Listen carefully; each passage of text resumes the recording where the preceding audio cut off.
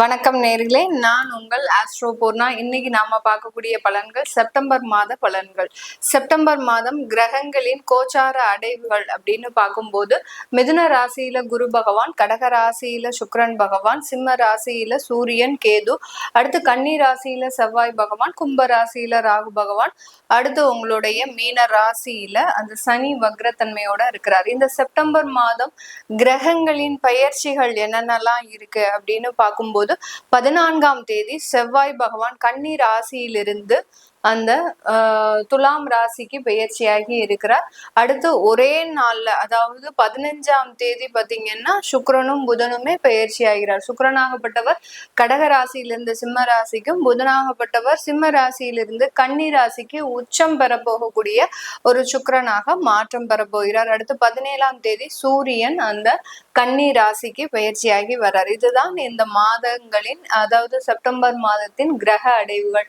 இந்த மாதத்துல ஒவ்வொரு ராசி என்பர்களுக்கும் இருக்கக்கூடிய பலாபலன்கள், அதாவது ஒவ்வொரு சில ராசி என்பர்கள் எல்லாம் பாத்தீங்கன்னா எங்களுக்கு குரு பயிற்சி ஆனதுல இருந்தே எந்த ஒரு விஷயமும் நல்லது நடக்கல, அடுத்து பாத்தீங்கன்னா சனி பயிற்சி ஆனதுல இருந்து இன்னமும் எங்களுக்கு தொந்தரவுகள் அதிகமாயிடுச்சு அப்படின்ற மாதிரியாக ஒவ்வொரு ராசி என்பர்களும் தன்னுடைய தேவைகள் நிறைவேறாமல் இருக்கிறாங்க. அந்த மாதிரியாக இருக்கக்கூடிய அன்பர்களுக்கு இந்த செப்டம்பர் மாதம் என்ன மாற்றத்தை கொடுக்க போகுது அப்படின்றத இந்த பதிவுல நம்ம தெளிவா பார்க்கலாம்.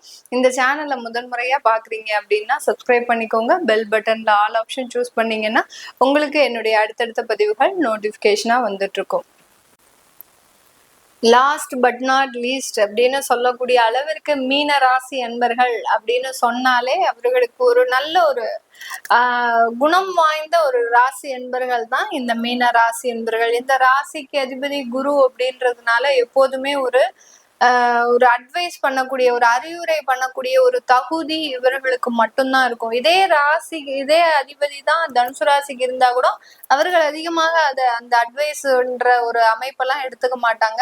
ஆனா இந்த மீன ராசி என்பர்கள் மற்றவர்களுக்கு அறிவுரை கூறுதல ஒரு முன்னோடியாக திகழக்கூடியவர்கள். காலபுருஷனுக்கு 12ஆம் இடம்ன்றது விரயஸ்தானம், அயன சயனஸ்தானம். எப்போதுமே ஒரு நிம்மதியான வாழ்வை எதிர்பார்க்கக்கூடியவர்கள், வருமானம் இல்லாட்டிலும் நான் ரொம்ப ஹாப்பியா இருக்கேன் அப்படின்னு சொல்லக்கூடியவர்கள் தான் நம்ம மீன ராசி என்பர்கள். எப்படி மேடம் இவ்வளவு கரெக்டா சொல்றீங்க, எங்களுடைய கணவரோ மனைவியோ அந்த மாதிரி தான் இருக்கிறாங்க, நான் தான் ரொம்ப டென்ஷனா இருக்கிறேன் அப்படின்னு சொல்லக்கூடிய அளவிற்கு இந்த மீன ராசியோட டிராவல் பண்றவங்க எல்லாம் எப்போதுமே ரொம்ப டென்ஷனா இருப்பாங்க. இவங்க மட்டும் ரொம்ப கூலா சில விஷயங்கள் எல்லாம் ஹேண்டில் பண்ணுவாங்க. அதுதான் அந்த அயன சயன ஸ்தானம் வேலை செய்யும். விரயஸ்தானம்ன்றது கையில பணம் வந்துடக்கூடாது, உடனே நம்மளுடைய பங்களிப்பு எல்லாம் எல்லாருக்கும் கொடுத்துருவாங்க.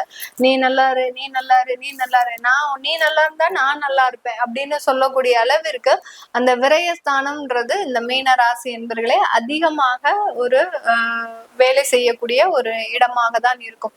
இந்த மீன ராசியில இருக்கக்கூடிய 3 நட்சத்திர அன்பர்கள் அப்படின்னு பார்க்கும்போது பூரட்டாதி, உத்திரட்டாதி, ரேவதி, இந்த 3 நட்சத்திரம் தான் இந்த மீன ராசியில இருக்கக்கூடிய நட்சத்திர அன்பர்கள். இந்த ராசிக்கு அதிபதி குரு பகவான், இந்த ராசியில சுக்கிரன் உச்சம் பெறுகிறார், இந்த ராசியில புதன் நீச்சம் மாறுகிறார். இந்த 3 கிரகங்களின் தாக்கம் இந்த இடத்துல அதிகமா இருக்கும். இந்த மீன ராசி என்பர்கள் அதிகமாக அறிவுரை யாருக்கு கூறுவாங்க அப்படின்னா தன் கூட இருக்கிறவங்களுக்கு தான், தன்னுடைய ஃப்ரெண்ட்ஸுக்கு, தன்னுடைய ரிலேட்டிவ்ஸ்க்கு, இந்த மாதிரியாக தான் அறிவுரை கூறுவாங்களே ஒழிய, ஆனாலும் அவர்கள்கிட்ட அவங்க கேட்டாதான் சொல்லுவாங்க, கேட்காம எதுவுமே சொல்ல மாட்டாங்க. அந்த அளவுக்கு தன் கூட இருக்கிறவங்கள ரொம்ப நேசிப்பவர்கள் இந்த மீன ராசி என்பர்கள்.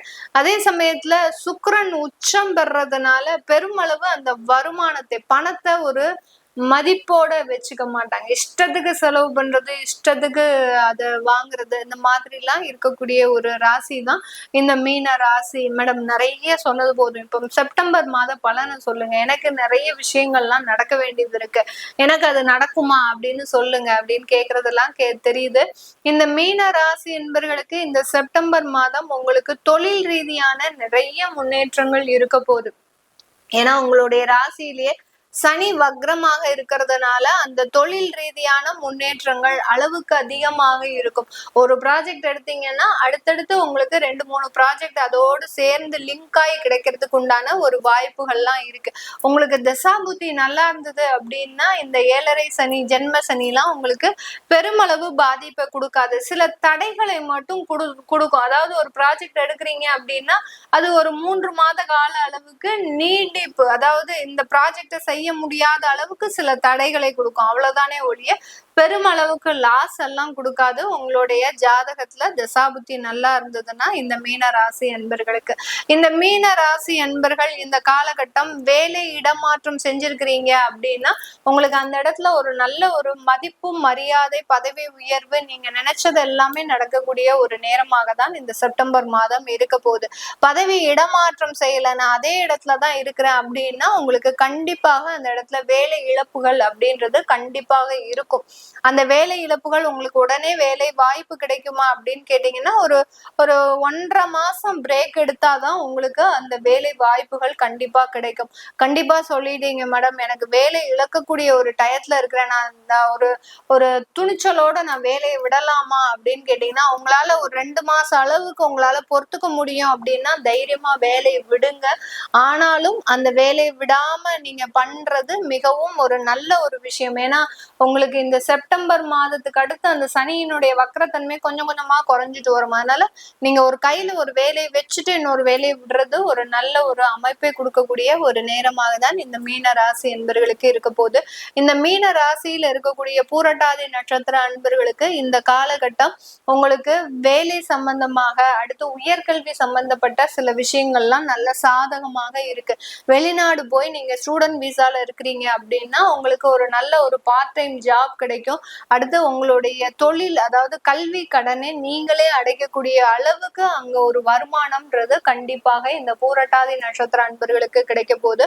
அடுத்து உத்திரட்டாதி நட்சத்திர அன்பர்கள் இந்த காலகட்டம் உங்களுடைய உறவுகள் தொடர்பான சில பிரிவுகள் இருந்தாலும் அதிலிருந்து நீங்க மீண்டு வெளியில வந்து சில புதிய உறவுகளோடு சேர்ந்து வாழக்கூடிய ஒரு நேரமாக தான் இந்த செப்டம்பர் மாதம் இந்த உத்திரட்டாதி நட்சத்திர அன்பர்களுக்கு இருக்க போகுது. அடுத்து ரேவதி நட்சத்திர அன்பர்களுக்கு தேவையில்லாத கடன்கள், தேவையில்லாத ஒரு விபத்துக்கள் இதெல்லாமே கடந்த ஒரு 3 மாதமாக நடந்துட்டு இருக்கு. எதிர்பாராத கடன்கள், இந்த மாதிரிலாம் நீங்க கடன்களை எதிர்பார்த்திருக்கவே மாட்டீங்க. அந்த அளவுக்கு எதிர்பாராத கடன்கள்லாம் இந்த ரேவதி நட்சத்திர அன்பர்களுக்கு இருக்கு. இந்த செப்டம்பர் மாதம் அதுல இருந்தெல்லாம் கொஞ்சம் நிவர்த்தி ஆகக்கூடிய ஒரு நேரம். நீங்க சீட்டு பைசா இல்ல நகையை வச்சு நீங்க அடமானம் வச்சு அந்த கடனை எல்லாம் அடைக்கக்கூடிய ஒரு நேரமாக தான் இந்த ரேவதி நட்சத்திர அன்பர்களுக்கு இருக்கு. மருத்துவ செலவுகள் அப்படின்றது அதிகரிக்கக்கூடிய ஒரு நேரம் தான் இந்த ரேவதி நட்சத்திர அன்பர்களுக்கு. அதனால தேவையான முதலுதவி அப்படின்றது நீங்க முதல்ல பண்ணிக்கிறது நல்லது.